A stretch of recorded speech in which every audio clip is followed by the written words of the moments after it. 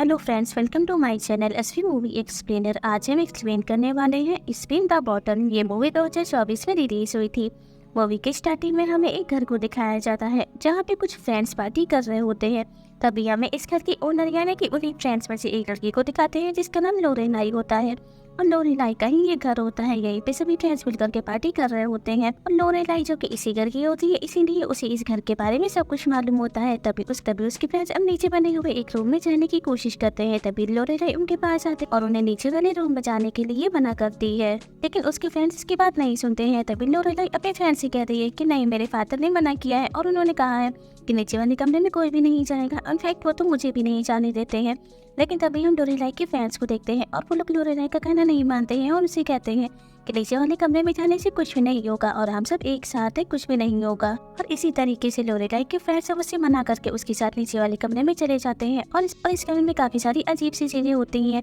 ऐसा लग रहा था कि यहाँ पे कुछ ब्लैक मैजिक होता है और ये कमरा काफी ज्यादा अजीब होता है, जिसे देख करके ये सभी काफी ज्यादा हैरान हो जाते हैं। तभी हम लोरेलाई की फैन को देखते हैं और वो एक डोर को ओपन कर देती है। और वहीं दूसरी तरफ अब हम लोरेलाई के घर के बाहर का सीन देखते हैं जहाँ पे हम एक आदमी को देखते हैं और ये आदमी यहाँ से गुजर रहा होता है। इसके बाद अगेन से हमें इसी घर का सीन दिखाते हैं जहाँ पे लोरेलाई और उसके सभी फ्रेंड्स मिलकर के उसी रूम में होते हैं और बैठ करके एक गेम खेल रहे होते हैं जिसमें उन्हें एक बॉटल को स्पिन करना था और मैं बॉटल जिस तरफ रुकी उन दोनों को आपस में किस करना होगा। वहीं दूसरी तरफ अब वो आदमी को देखते हैं जो कि लोरेलाई के घर के सामने से गुजर रहा होता है और वो इस घर के पास आता है और गेट को नॉक करता है, लेकिन कोई भी गेट नहीं ओपन करता है। तभी अगेन से हम लोरेलाई और उसके फ्रेंड्स को देखते हैं, लोग अपने गेम में काफी ज्यादा बिजी होते हैं। और वो बॉटल जिसकी तरफ भी रुक गई थी वो दोनों आपस में किस कर रहे थे। लेकिन तभी हम उस बॉटल को देखते हैं जो कि कैप से लॉक होती है। अचानक से उस बॉटल का कैप खुल जाता है जिसमें से कुछ धुआं बाहर आता है और ये चीज ये लोग देखते हैं, लेकिन इन लोगों को कुछ भी समझ में नहीं आ रहा था कि ये चीज क्या है। लेकिन तभी हमें पता लगता है कि ये जो धुआं निकल रहा है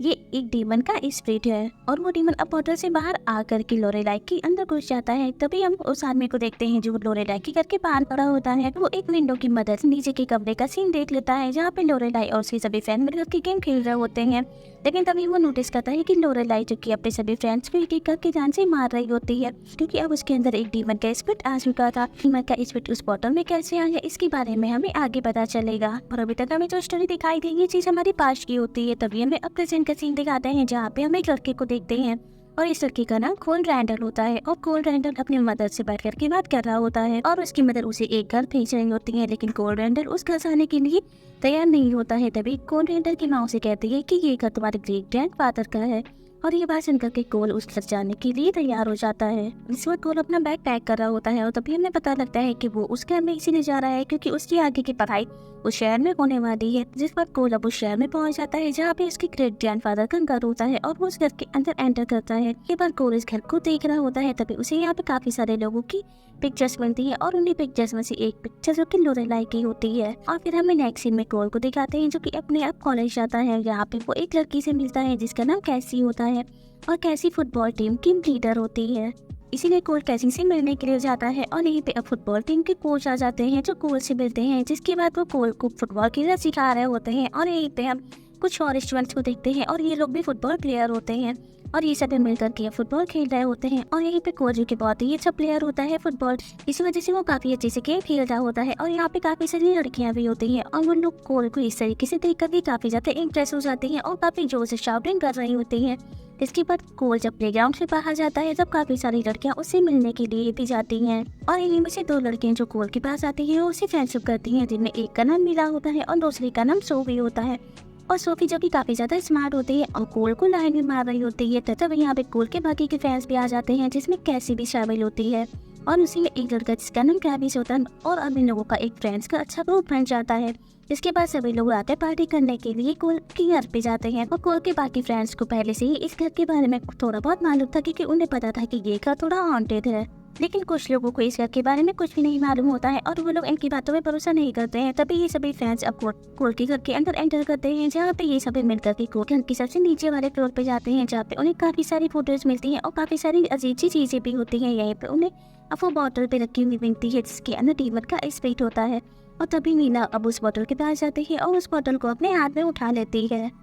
और अब ये लोग इस बॉटल को देख करके काफी ज्यादा खुश होते हैं और ये फ्रेंड्स का ग्रुप जगह पे बैठ जाता है और बॉटल को स्पिन करने वाला गेम शुरू कर देते हैं। तभी हम मीना को देखते हैं और मीना ने पहले ही इस बॉटल के कैप को ओपन कर दिया था, जिस वजह से उस डीमन का स्पीड पहले से ही बाहर आ जाता है। बस ये लोग भी बॉटल को स्पिन करते हैं और जिस तरफ वो बॉटल रुकती है वो दोनों एक दूसरे को किस करते हैं। तभी मीना और ट्रेविस एक दूसरे को किस करने के लिए एक रूम में जाते हैं। उसी समय मीना को यहाँ पे एक औरत खड़ी हुई दिखती है जो कि काफी ज्यादा डरावनी होती है और ये चीज देख करके मीना बहुत ही ज्यादा डर जाती है और वो चिल्लाते हुए इस घर से बाहर चली जाती है। और मीना इस समय बहुत ही ज्यादा डर चुकी थी, इसीलिए वो फौरन से अपने लिए कैब बुक करती है और वो कैब में बैठ करके यहाँ से जाने लगती है। और कुछ ही दूर पे मीना पहुंची ही होती है, तभी उसे अपने बगल वाली सीट पे एक डीमन बैठे हुए नजर आती है और ये चीज देख करके वो बहुत ही ज्यादा डर जाती है और फौरन से वो कैब से बाहर उतर जाती है और कैब वाला अब अपनी कैब लेकर के यहाँ से चला जाता है। अब इस सुनसान से रास्ते पे मीना अकेली होती है और वो बहुत ही ज्यादा डरी होती है। अभी हम उसके पास एक डीमन को आते हुए देखते हैं और ये डीमन और कोई नहीं जबकि लोरेलाई की ही जैसा दिखने वाला डीमन होता है और वो मीना के पास आकर के और उसे अपने साथ लेकर के एक अकेली सी रास्ते ही चला जाता है। चाहिए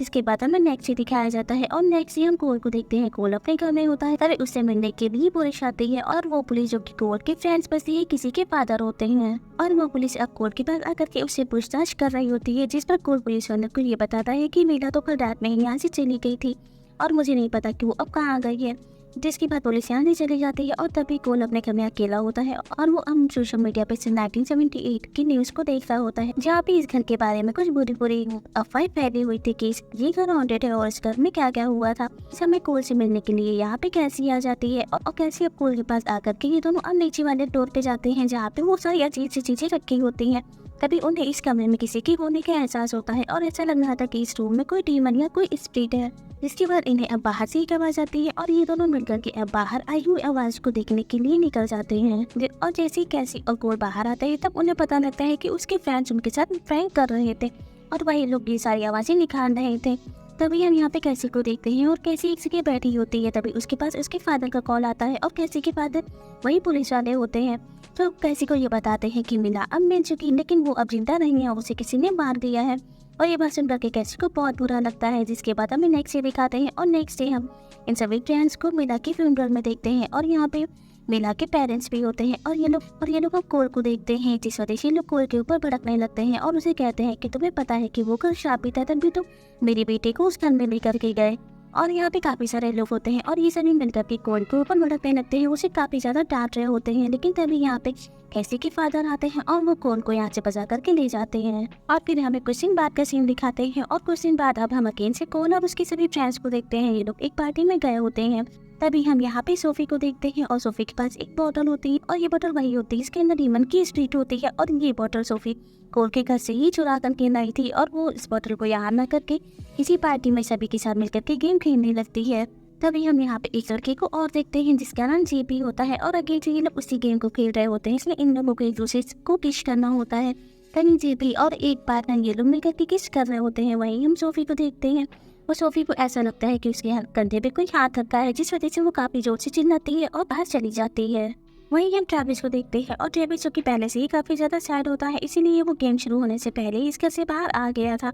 और सोफी को इसी मालूम थी कि ट्रेविस इस घर से बाहर है, इसीलिए वो ट्रेविस को ढूंढते ढूंढते काफी दूर तक आ जाती है जहाँ पे उसे कोई भी नहीं दिखता है और ये रास्ता भी काफी ज्यादा अजीबोगरीब होता है और उसे आसपास एरिया से भी काफी ज्यादा आवाजें आ रही होती है, जिस वजह से जल्दी बहुत ही ज्यादा डरी होती है और वो जोर जोर से ट्रेविस को बुला रही होती है। लेकिन वहीं पे अब हम ट्रेविस को देखते हैं और ट्रेविस सोफी के पास आता है और वो सोफी को लेकर के अपने साथ यहाँ से चला जाता है। इससे सोफी और ट्रेविस दोनों की जान बच गई थी और ये लोग अकेले से उस घर के पास आ जाते हैं। वहीं दूसरी तरफ अब हम कोल और कैसी को देखते हैं और ये लोग अब उस बोतल को लेकर के कार में बैठे होते हैं और वहीं घर के अंदर अब हम जेपी को देखते हैं और जेपी के साथ उसका एक पार्टनर होता है और ये लोग अपने एक रूम में गए होते हैं टाइम स्पेंड करने के लिए। उसी समय जेपी को कुछ आवाजें आती हैं बाहर से और तभी जेपी का पार्टनर उठता है और वो इस आवाज को चेक करने के लिए घर से बाहर जाता है और तभी वो एक कार के पास जाता है और कार के पास जाने के बाद ही वहाँ पे डीमन आता है और वो जेपी के पार्टनर को भी जान से मार देता है। वही अगेन से अब हम जेपी को देखते हैं और जेपी इस समय रूम में अकेली होती है और काफी देर हो जाती है, उसका पार्टनर अभी तक रूम में नहीं आता है। इसी वजह से वो अब उठती है और ये चेक करने के लिए जाती है कि उसका पार्टनर कहाँ पर है और बाहर आते ही वो अब अपने पार्टनर की डेड बॉडी को देखती है और ये चीज से करके वो बहुत ही ज्यादा डर जाती है और वो यहाँ से भागने की कोशिश करती है। लेकिन तभी इसके सामने अब वो डीमन आ जाता है और ये डीमन और कोई नहीं जबकि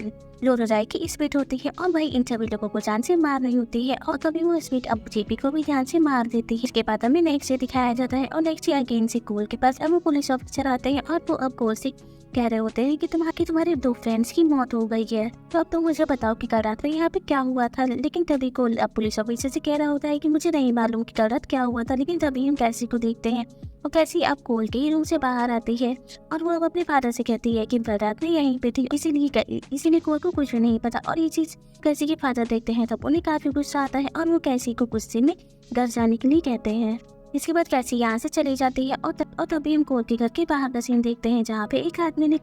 कोल की कार पे एक पेपर चिपका रखा होता है जिसपे ये लिखा था कि मुझे तुम्हारे घर के बारे में सब कुछ पता है और इसी वजह से तुम्हें मिलना होगा और तुम्हें मुझसे मिलने के लिए चर्च आना होगा। लेकिन तभी कोल इस चीज को इग्नोर करता है और वो अपनी माँ से मिलने के लिए हॉस्पिटल निकल जाता है क्योंकि उसकी माँ की तबीयत बहुत ही ज्यादा खराब होती है और वो इस समय हॉस्पिटल में एडमिट होती है। तभी कोल अपनी माँ के पास जाता है और वो अपनी माँ से जाकर के मिलता है जहाँ पे कोल अपनी माँ को सारी बातें बताता है कि इस घर में कितनी अजीब चीजें हो रही हैं, जैसे मेरे काफी सारे फ्रेंड्स की मौत भी हुई है। और ये बात सुनकर के कोल की माँ बहुत ही ज्यादा डर जाती है और वो कोल से कहती है कि वो वापस आ गई है। और ये बात सुनकर के कोल अपनी माँ से कहता है कि माँ कौन वापस आई है, आप मुझे बताइए क्या आखिर इस घर में ऐसा क्या हुआ था। तभी हम कोल की मदर को देखते हैं जो कि बहुत ही ज्यादा डरी होती है और उससे अब सारी बातें बताती है। इसी के कोल को ये पता लगता है कि लोरेलाई जो कि उसकी ग्रैंड मदर है और वही ये सब कुछ कर रही है। तभी कोल की मदर उसे कहती है कि अगर हमें तुम्हारी ग्रैंड मदर की स्पीड को भगाना है तो फिर तुम्हें उस बोतल को जलाना होगा और उस बोतल के जलते ही वो स्पीड वहाँ से चली जाएगी और फिर कभी वापस नहीं आएगी। और ये बात सुनकर के कोल फौरन से अब उस आदमी से मिलने के लिए निकल जाता है जिस आदमी ने उसे चर्च में बुलाया होता है